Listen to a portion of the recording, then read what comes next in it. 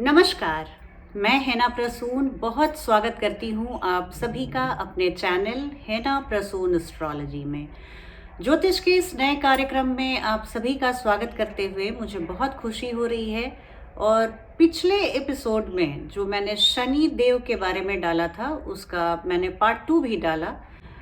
तो दोनों वीडियोस को आप सभी दर्शकों ने बहुत सराहा, बहुत प्यार दिया, जिसके लिए मैं हृदय से आपकी आभारी हूँ। और आशा करती हूँ कि आप मेरे आने वाले वीडियोस को भी उसी तरह का प्रेम या उससे भी ज़्यादा आप अपना प्यार और स्नेह देंगे।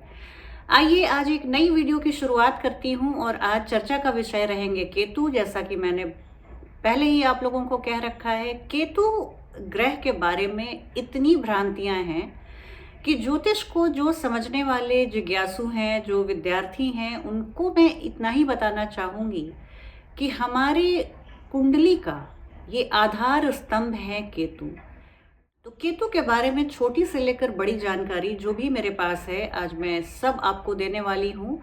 कार्यक्रम को शुरू करूँ इसके पहले मैं आपसे विनम्र विनती करती हूँ कि आप मेरे चैनल से जुड़िए, चैनल को सब्सक्राइब कीजिए, वीडियो को पसंद आने पर लाइक कीजिए और वीडियो के लिंक को अपने परिवार में और अपने दोस्तों में साझा कीजिए, शेयर कीजिए।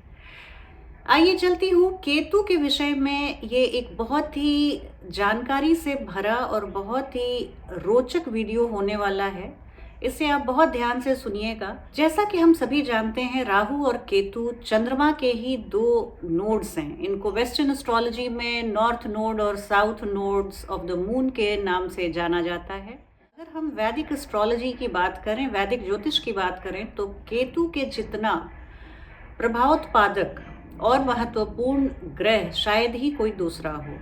केतु को जड़ कहा जाता है। जैसे वृक्ष की जड़ें जमीन के अंदर होती हैं, भूमि के अंदर, उन्हें बाहर से हम नहीं देख पाते।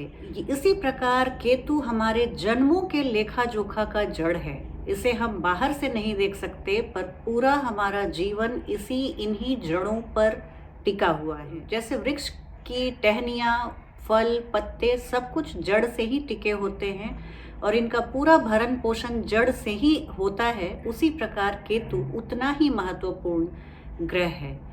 केतु के बारे में कहा जाता है कि ये अनशेकेबल वॉल है, एक ऐसा दीवार जिसे हम हिला नहीं सकते हैं, और वो जो बैरियर है इसे क्रॉस करना बहुत ज़रूरी है। अगर हम अपने जीवन यात्रा की सद्गति परमात्मा में विलीन होने को मानते हैं, तो केतु ही एक ऐसे ग्रह हैं जो उस बैरियर को लाते हैं, उस दीवार को लाते हैं जिसे सिर्फ लांघ के ही पार किया जा सकता है। इस दीवार में छेद नहीं की जा सकती, सुराग नहीं किया जा सकता, इसका कोई शॉर्टकट नहीं है। केतु को कुछ भी सबसे ज़्यादा नापसंद है तो वो है शॉर्टकट। केतु हमारी पारिवारिक जड़ों को दिखाते हैं, हमारे पितरों को दिखाते हैं, हमारे ग्रैंड पेरेंट्स को दिखाते हैं, नाना नानी, दादा दादी सभी को दिखाते हैं। केतु हमारे बालों को दिखाते हैं। केतु हमारे अम्बिलिकल कॉर्ड, जो शिशु जिस नली के द्वारा माता के गर्भ से जुड़ा रहता है, उसको दर्शाते हैं। बेबीज को दिखाते हैं, आपके रिप्रोडक्टिव ऑर्गन्स को भी दिखाते हैं। कंसीव करने की क्षमता, आपके गर्भ धारण की क्षमता को भी दिखाते हैं।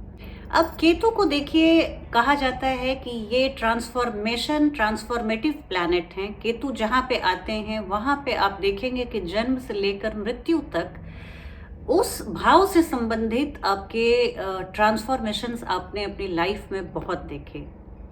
अमूमन 9 प्रकार के ट्रांसफॉर्मेशंस को, 9 प्रकार के परिवर्तनों को केतु दिखाते हैं। इसलिए केतु की कोई भी हम रेमेडी करते हैं या कोई भी मंत्र जाप करते हैं, केतु से जुड़े हुए सभी मंत्र जाप, सभी उपायों, सभी रेमेडीज को हम 9 वर्ष या 9 महीने या 9 दिन या 9 घंटे में, मतलब 9 इनके साथ जो एक नंबर 9 जुड़ा हुआ है वो 9 ट्रांसफॉर्मेशंस को दिखाता है। तो ये 9 लेवल्स ऑफ ट्रांसफॉर्मेशन को दिखाता है।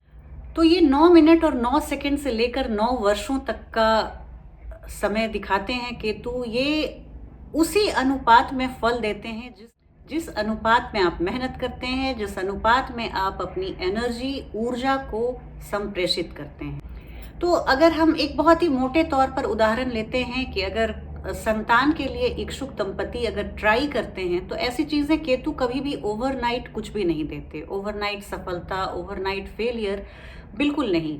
केतु बहुत मेथडोलॉजी से काम करते हैं और जैसे कोई संतान प्राप्ति के लिए अगर प्रयासरत है तो उसका रिजल्ट उसे ओवरनाइट नहीं बल्कि 9 महीने के बाद ही प्राप्त होता है।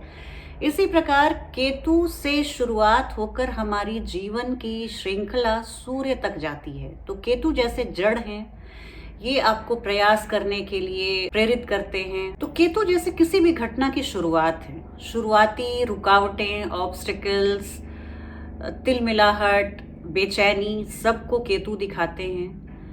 यहाँ से बात शुरू होती है, फिर राहु तक बात पहुँचती है। राहु फिर आपको उस क्षेत्र के लिए बहुत पैशन देते हैं, बहुत एक ललक देते हैं, उस चीज़ को पाने की आपको होड़ में लगा देते हैं। फिर आपसे गलती होती है, फिर लाइफ जो है एक स्टैंड स्टिल पे आ जाती है, फिर आपको अपनी गलती का एहसास होता है, पछतावा होता है। अब ये बात डिपेंड करता है कि आपने अपनी आत्मा को कितनी जागृत अवस्था में रखी है। बहुत बार भारी गलतियों के बाद भी हमें उसका एहसास नहीं होता, उसके लिए कोई पश्चाताप नहीं होता, हम उसको जस्टिफाई करते रहते हैं। तो राहु के छलावों से जब हमें बहुत फ्रस्ट्रेशन हो जाता है तो फिर हम शनि देव का रोल आता है। शनि देव यहाँ पे हमें पूरी कोशिश करके जद्दोजहद में लगाते हैं, मेहनत कराते हैं, डिलेज देते हैं, हमें संयम करना सिखाते हैं, हमें धैर्य दिखाना सिखाते हैं, हमें धैर्य से काम लेना सिखाते हैं। तो इस तरह से करके फिर वीनस का पीरियड आता है। तो वीनस आपको एक होप देता है, एक जीवन के लिए एक जिजीविषा, एक ललक, एक बहुत ही एक अच्छी वाली फीलिंग देते हैं। और इसी तरह करके हम बाद में उस चीज़ को अपने सर्वोत्तम जो हमारा विकास है, जन्म लेने से लेकर जो हमारे मोक्ष में मिलने की प्रक्रिया है, तो जब हम वो उस हाईएस्ट लेवल पे पहुंच जाते हैं, उस सबसे ऊंचे पादान पे पहुंच जाते हैं, तो वहाँ पे फिर हमें सूर्य के जैसा नेम, फेम, ख्याति और एप्रिशिएशन, सारी प्रशंसा में कॉन्फिडेंस, नेम, फेम, हमारा यश, कीर्ति, मान बढ़ता है। तो इस तरह से केतु से शुरू होकर सूर्य तक का ये सफ़र है, ये हमारा आत्मिक सफ़र है और ये पूरी ज्योतिष विद्या इसी के इर्द गिर्द घूमती रहती है। जो हमने प्रोसेस प्रक्रिया समझी वो ये बताती है कि केतु ही हमारी शुरुआत है और सूर्य के बाद जब हम फिर उस हाईएस्ट लेवल को पा लेते हैं तो फिर से एक बार जीवन जो है वो केतु से ही शुरू होता है। तो यही प्रक्रिया चलती रहती है और सृष्टि यूं ही आगे बढ़ती रहती है। तो केतु का सबसे बड़ा रेमेडी यही है कि आप कुछ भी ऐसा, आप भले अपने भलाई, अपने उत्थान के लिए आप कोई रेमेडी करें, लेकिन इसका फ़ायदा दूसरों को होना चाहिए। जैसे आपने एक पेड़ बोया, एक आपने पौधा लगाया जो बड़े होकर पेड़ का रूप धारण कर लेगा, तो आपने ये केतु की रेमेडी भी की। वृक्ष लगाना एक केतु का बहुत इफ़ेक्टिव रेमेडी होता है, पर ये आप अल्टीमेटली आप एनवायरनमेंट के लिए, अपने पर्यावरण के लिए भी बहुत सेवा कर रहे हैं। वो वृक्ष बड़ा होगा, बहुत लोगों को छाया देगा, फल देगा, चिड़ियों का बसेरा होगा। तो इस तरह से आप एक बहुत ही बड़ा इस संसार, इस सृष्टि के लिए काम कर रहे हैं जो दिखने में बहुत ही छोटा लगता है। अब ये 36 वर्ष की अवस्था, बहुत सारे लोगों का मानना है कि 42 वर्ष, बहुत सारे लोग कहते हैं 36 वर्ष की अवस्था एक ऐसी अवस्था होती है जहाँ पर राहु केतु मैच्योर हो जाते हैं और आपको अपना पूरा फल दिखाने लगते हैं। 36 साल में अगर आपके जन्म के केतु के ऊपर से अगर ट्रांजिट के सैटर्न जाते हैं तो यहाँ पे आपको बहुत अच्छा परिणाम देखने को मिलता है। आप बहुत व्यस्त हो जाते हैं अपनी दिनचर्या में, अपने जॉब प्रोफेशन में। एक आपके लिए ये गोल्डन मोमेंट आता है। अब आप बोलेंगे कि 2 डिप्रेसिंग प्लैनेट केतु और शनि जैसी युति को मैं अच्छा बता रही हूँ, जबकि ये कायदे से खराब रिजल्ट देना चाहिए, पर जो है वो मैं आपको बता रही हूँ। It is what it is. तो यहाँ पे हम देखते हैं कि आप अपने जॉब में आप भले दूसरों को रिप्लेस कर लें, दूसरों का पत्ता काट दें, पर आप अपना धर्म ध्वजा, आप अपनी धर्म ध्वजा का परचम फहराते हैं और ये जॉब के लिए बहुत अच्छी स्थिति आती है 36 वर्ष में। अगर आपने इस तरह का ट्रांसफॉर्मेशन देखा है अपने जॉब से रिलेटेड तो मुझे कमेंट करके आप ज़रूर बताएं। और अगर आप ऐसे जातक हैं जो 36 वर्ष से ऊपर के हैं तो आप मुझे अपना एक्सपीरियंस कमेंट में ज़रूर बताएं। मुझे तो ऐसे भी आपके संदेशों को पढ़कर बहुत अच्छा लगता है, पर इस तरह की ज्ञानवर्धक बातें अगर आप शेयर करते हैं तो ये प्लेटफॉर्म हमारा है ना प्रसून एस्ट्रोलॉजी एक ऐसा यूट्यूब का चैनल है जो दर्शकों से जुड़कर हम ज्योतिष के मामले में बहुत बड़ा शोध कर सकते हैं, क्योंकि हमारे पास उतना डेटा बैंक रेडी रहता है, क्योंकि हमारे पास डेटा बैंक फिर बहुत बड़ा हो जाएगा। ये भी हो सकता है कि अगर केतु और शनि की पोजीशनिंग आपके बर्थ चार्ट में खराब हो, वो पाप मध्यस्थ में हो, पाप कर्तरी में हो, पाप ग्रहों से दृष्ट हो, तो करियर में आपका नौकरी छूटना भी प्रेडिक्ट किया जा सकता है। नौकरी का या किसी दूसरे के ऑफिस पॉलिटिक्स के शिकार होके आपको अपने जॉब से हाथ धोना पड़ सकता है। तो यहाँ पर हम दोनों तरह की स्थितियों के बारे में बात करेंगे। अब हम बात करते हैं कि राहु और केतु में क्या फ़र्क है। एक बहुत मोटे तौर पर मैं आपको बताना चाहूँगी, अगर आप राहु केतु के सिंबल्स को देखिए तो आप राहु को देखेंगे, ये उल्टे घड़े के आकार का है, जो ये बताता है कि आप शुरुआत में बहुत पीक पे पहुंचते हैं और फिर आपको राहु धड़ाम से उसी बेस की ओर ला देते हैं। तो राहु का सिंबल आप एक हॉर्स शू के जैसा देखेंगे, और यहीं पर केतु को अगर आप देखेंगे तो ये यू के आकार का होता है, सीधे घड़े के समान इसका सिंबल है, जो ये बताता है कि आप कितनी भी ऊंचाई से आए, आपको वो उस लोएस्ट एब को देखना है, सबसे निचली आपको वो बिंदु को टच करना है, अपने जीवन में मर्म को समझना है, और फिर पूरे ज्ञान और अपने प्रज्ञा के साथ आपको पुनः उस स्थिति को, पुनः अपने सफलता के परचम को सबसे ऊपरी सतह तक ले जाना है। कितनी भी लाइफ आपकी सिंक इन हो जाए, लेकिन आपको पुनः केतु अगर अच्छे हैं तो आपको उस बुलंदी पे, ऊंचाई पर पहुंचाते ज़रूर हैं। अब केतु को कहते हैं कि जब पाप ग्रह हैं तो इनको स्पिरिचुअलिटी और आध्यात्म से जोड़कर कैसे देखा जाता है, ये एक बहुत ही अच्छा प्रश्न है। तो देखिए, केतु निसंदेह एक डीमन प्लैनेट हैं, एक पाप ग्रह हैं, तो इसमें लोगों को वो अंतिम समय पर सफलता जब मिलने ही वाली होती है तो वहां से वो धड़ाम से गिराते हैं, चाय पीने के प्याले को मुंह तक ला के छलका देते हैं। ये केतु की बहुत बड़ी खासियत होती है।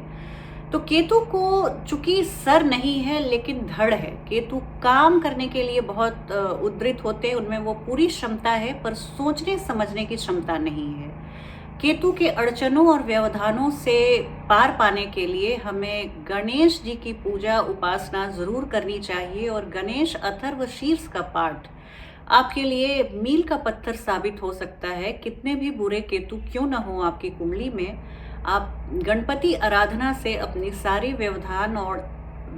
व्यवधानों को और अड़चनों को दूर कर सकते हैं।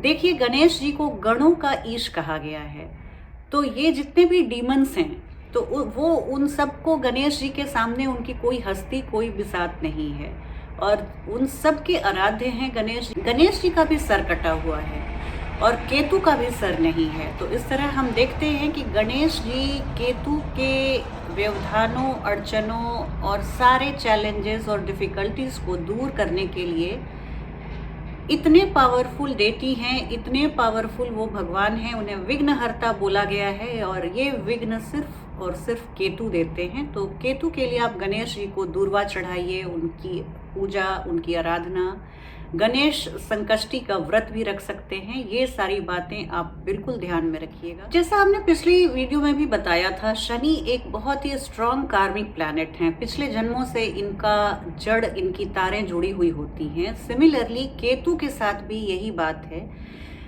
ये राहु, केतु और शनि देव बहुत स्ट्रॉन्ग कार्मिक प्लैनेट हैं, और केतु आपके बताते हैं कि आपने पिछले जन्मों से लेकर इस जन्म में कितने कर्जों को आप लेकर जन्म लिए हैं, कितनी डेट है आपके पास, और किन किन ऋणों को आपको इस जन्म में चुकाना है। अगर किसी भी रिलेशनशिप में या किसी भी काम में, किसी भी पार्टनरशिप में आपको आनंद नहीं आ रहा है, आनंद की अनुभूति नहीं आ रही है, वो जो एक असीम सुख मिलना चाहिए। रिश्तों का मतलब ही है आपको, आपकी अंतरात्मा को ये सुख शांति दे, प्रसन्नता दे। अगर ये चीज़ आपको नहीं मिल रही है, रिश्तों में खटास है, तो आप जान के रहिए कि किसी पुराने जन्म के आप ऋणों को चुका रहे हैं उस रिश्ते को निभाकर। और इसीलिए ज्योतिष में हम बोलते हैं कि डोनेशन और चैरिटी, ये दो ऐसी बातें हैं। आप दान देकर चैरिटी करके आप किसी भी बुरे प्लैनेट के इफेक्ट को कम कर सकते हैं। अब देखिए, जो हमने ये जन्म की जो इस जन्म की कुंडली हमारे पिछले जन्मों के ही कर्मों का लेखा जोखा है। तो चूंकि हम मानव शरीर में आए हैं तो कुछ अच्छी बातें भी होती हैं, कुछ पुण्य कर्मा भी हमसे होते हैं, कुछ पाप भी होते हैं जाने अनजाने में। तो उन सबों को भोगना जरूरी है और तभी हम एक पूर्ण जीवन को जी सकते हैं।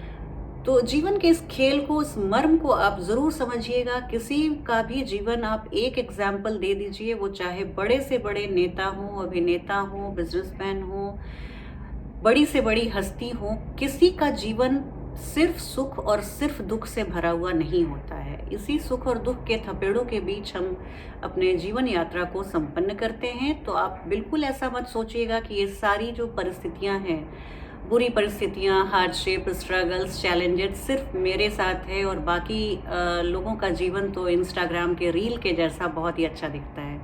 तो इस गलतफहमी से आप अपने को बचाइए। अपने सेल्फ पीटी से बड़ा कोई अपराध नहीं। अब मैं कुछ युवतियों की बात करूंगी। अगर आपके केतु के साथ सूर्य या आपके केतु के साथ चंद्रमा है तो आपको इस जन्म में अपने माता पिता और अपने स्पाउस, अपने जीवन साथी या जो आपके लाइफ पार्टनर हैं, उनके माँ बाप की सेवा, उनकी देखभाल करना ये आपके लिए बहुत आवश्यक हो जाता है। क्योंकि केतु और सूर्य, केतु या चंद्रमा, ये इस तरह से आपको ये इशारा करते हैं कि आपको जीवन के इस क्षेत्र में काम करने की ज़रूरत है और यहाँ कहीं आप चूक गए थे पिछले अपने जन्मों में।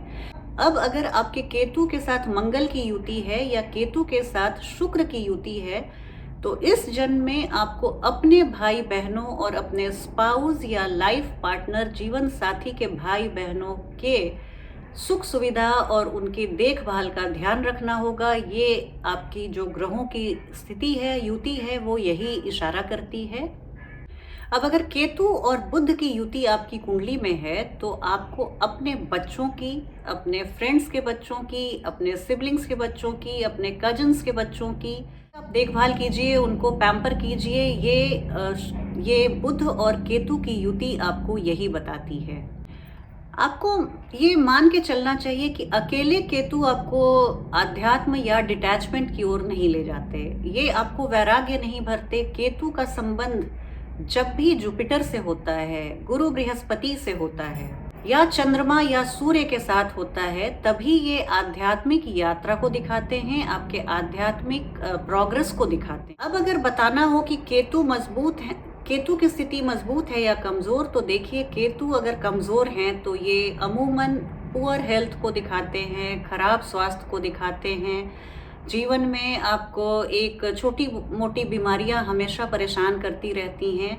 और इसी तरह अगर आपके केतु अच्छे हैं तो अगर अकेले हैं, लग्न या त्रिकोण में हैं या केंद्र में हैं, उनके डिस्पोजिटर बहुत अच्छी स्थिति में हैं, केतु को देख रहे हैं, तो आपका हेल्थ बहुत अच्छा रह सकता है। आप बिरले ही बीमार पड़ते हैं और आप ओवरऑल अपने जीवन को भरपूर जीते हैं। लेकिन साथ साथ ये आपको अटैचमेंट भी बहुत देते हैं अपने परिवार से, अपने घर से, अपनी पैतृक संपत्ति से, अपने ग्रैंड पेरेंट्स से आप बहुत अटैच्ड होते हैं।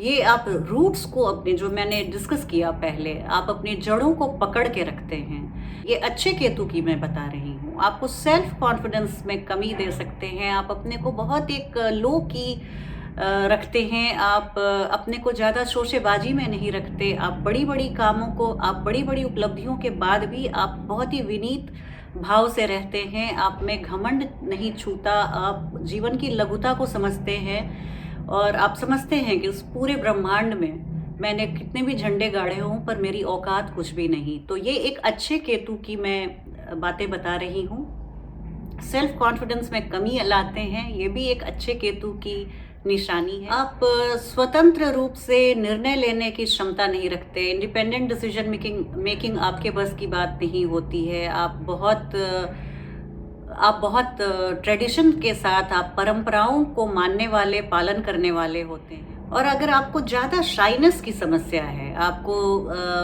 हिचक होती है, झिझक होती है, शर्म आती है, तो ये भी एक स्ट्रॉन्ग केतु को दिखाता है।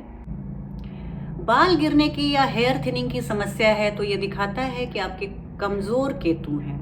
केतु को अविलंब आप मजबूत करें ऐसी स्थिति में। और बाल क्योंकि ये भी जड़ों से जुड़े होते हैं और वहाँ अगर कमी होती है तो बाल जड़ से कमज़ोर होकर गिरने लगते हैं। ये एक बहुत ही सांकेतिक रूप में केतु बताना चाहते हैं कि उनके उपायों को किया जाना चाहिए, उनको स्ट्रेंथन करना चाहिए। केतु किसी भी नक्षत्र के अगर चतुर्थ पद में हो तो ये आपके आध्यात्मिक यात्रा को बहुत तेजी से आगे बढ़ाते हैं। आपका मन आध्यात्म और स्पिरिचुअलिटी से भरा रहता है, जीवन के मर्म को समझते हैं और ये सुख दुख के दो पाटन के बीच में जीवन कैसे गुजरता है, किसी का भी, मेरा आपका किसी का भी, इस बात के मर्म को आप समझते हैं। केतु को मजबूत करने के लिए आपको अपने बालों को बहुत छोटे नहीं रखने चाहिए। घर की चीज़ों को, पुरानी चीज़ों को, अपने भावनाओं के वश में आकर आपने बहुत सारी ऐसी चीज़ें जो आप इस्तेमाल नहीं करते, यूज़ नहीं करते, उसको आपने रखा हुआ है, किसी आपकी कोमल भावनाएं जुड़ी हुई हैं, उन चीज़ों से अगर आप घर से निकालते हैं, दान कर देते हैं समय समय पर, अपने घर की ऐसी चीज़ें जिनको आप इस्तेमाल नहीं करते, सिर्फ भावनात्मक जुड़ाव के चलते आपने रखा हुआ है, उनका दान किया जाना दिल पे पत्थर रख के। मैं समझ सकती हूँ क्योंकि मैं भी बहुत भावनात्मक रूप से चीज़ों से जुड़ी रहती हूँ। तो दिल पे पत्थर रखकर अगर आप दान कर देते हैं तो ये केतु को बहुत स्ट्रॉन्ग करता है। शराब का सेवन, फर्मेंटेड फूड का सेवन, जो बासी भोजन को करना, आप अनहेल्दी भोजन, बाहर की चीज़ें, high sodium product, junk food को करना केतु को कमज़ोर करता है। ये पितृ दोष को भी उत्पन्न करता है। आपको गर्भ धारण में बहुत संकटों का सामना करना पड़ता है, बहुत जद्दोजहद करनी पड़ती है।